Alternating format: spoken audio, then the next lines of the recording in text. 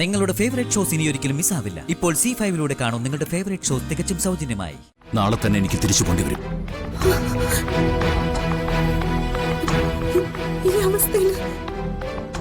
വേറെ നിവൃത്തിയില്ല. ഇനിയിപ്പം മറിച്ചൊന്നും പറയാൻ പറ്റില്ല.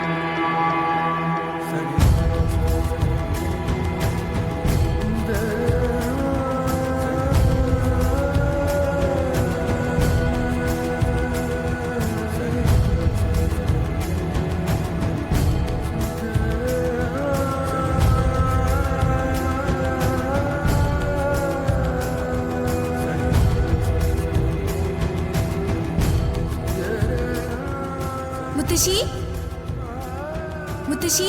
നിത്യമോളാ? അതെ മുത്തശ്ശി. മോളെ ഇങ്ങോട്ട് കേറി വാ.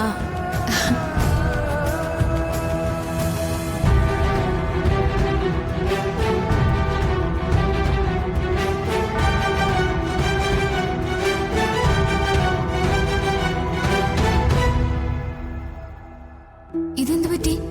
അന്ന് കണ്ടതുപോലെയല്ലല്ലോ, ഒരു തളർച്ച പോലെ. ആ, ഒന്ന് വീണു മോളെ. അയ്യോ, എന്നിട്ട്? ഹരി ആസ്പത്രിയിൽ കൊണ്ടുപോയി. ഇതായിരുന്നോ ഹരിയുടെ വീട്? ഇത്ര അടുത്തുള്ള ആളെയാണോ ഞാൻ അറിയാതെ പോയത്? ഒരുപാട് വായിക്കുന്ന ആളാണെന്ന് മനസ്സിലായി.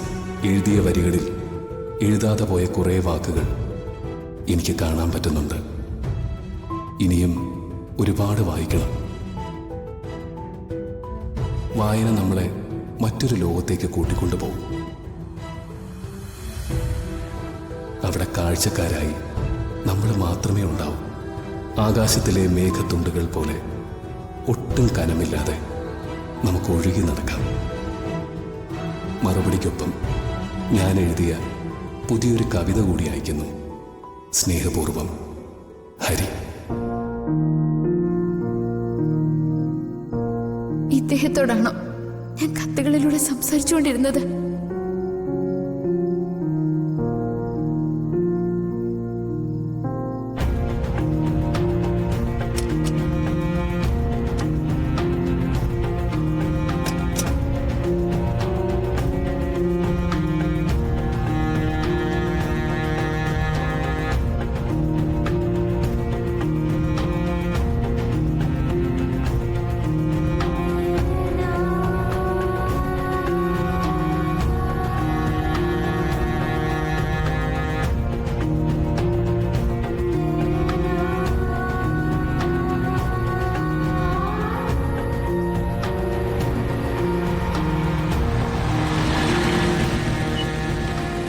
എന്താ മോളിവിടെ? ഞാൻ ഈ വീട്ടിലൊരാളെ കാണാൻ വന്നതാ. അവരൊന്നും ഇവിടെ ഇല്ലല്ലോ. എവിടെ പോയെന്ന് ആർക്കും അറിയില്ല. മോളെവിടുന്ന? ഞാൻ കുറച്ച് അപ്പുറം ഉള്ളതാ. അവരെ കുറിച്ച് എന്തെങ്കിലും അറിയാൻ മാർഗമുണ്ടോ? ഇല്ലല്ലോ. ഹരി ആരോടൊന്നും പറയാതെ പോയത്. എന്നാ ശരി മോളെ, മോള് ചെല്ല്.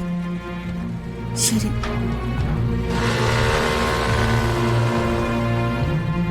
എവിടെയായിരിക്കും?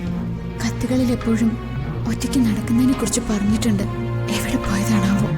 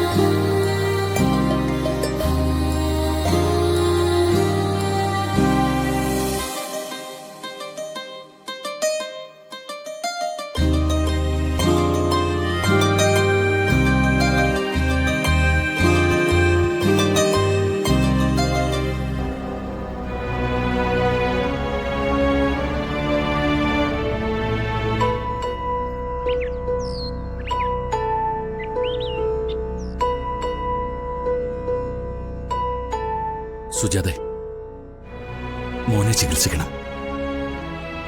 അവനൊരു ഭ്രാന്തനാകാൻ വിട്ടുകൊടുക്കാൻ വയ്യ. പക്ഷേ അതിനേക്കാളൊക്കെ ഉപരി നമ്മൾ ശ്രദ്ധിക്കേണ്ടത് നിത്യയാണ്. അവൾക്ക് നമ്മളല്ലാതെ വേറെ ആരുമില്ല. നീ സ്വന്തം മക്കളെ മറന്നാലും ഞാൻ പരാതി പറയില്ല. കാരണം നിത്യമോള് നമ്മളെ അത്രയേറെ സ്നേഹിക്കുന്നുണ്ട്. അവൾ കണ്ണീര് കുടിച്ചിറക്കിയത് അത്രയും നമ്മളെ ഓർത്തിട്ടുണ്ട്. നീ എന്നും ഇതുപോലെ നിത്യമോളുടെ കൂടെ തന്നെ ഉണ്ടാവണം.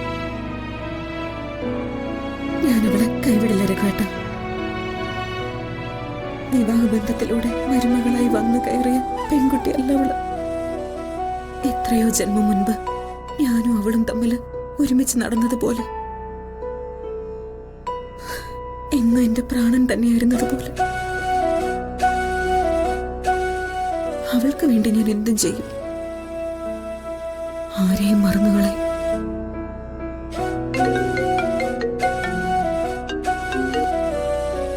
Yes sir. Okay sir, I can understand sir. Okay sir, Jai Hind.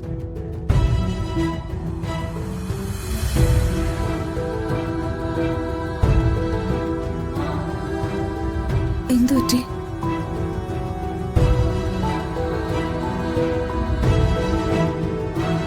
Leave extend ചെയ്യാൻ ഞാനൊരു അപേക്ഷ കൊടുത്തിരുന്നില്ലേ? അത് പരിഗണിച്ചില്ല. ഏതോ തീവ്രവാദി ഗ്രൂപ്പുകാരുടെ ആക്രമണത്തെക്കുറിച്ച് ഇന്റലിജൻസ് റിപ്പോർട്ടുണ്ട്. അതുകൊണ്ട് ലീവിൽ പോയ എല്ലാവരെയും തിരിച്ചു വിളിക്കാം. അങ്ങനെയാണെങ്കിൽ നാളെ തന്നെ എനിക്ക് തിരിച്ചു കൊണ്ടുവരും. ഈ അവസ്ഥയിൽ വേറെ നിവൃത്തിയില്ല. ഇനിയിപ്പം മറിച്ചൊന്നും പറയാൻ പറ്റില്ല. തന്റെ കൂടെ നിൽക്കണമെന്ന് എനിക്ക് ആഗ്രഹമില്ലഞ്ഞിട്ടല്ല.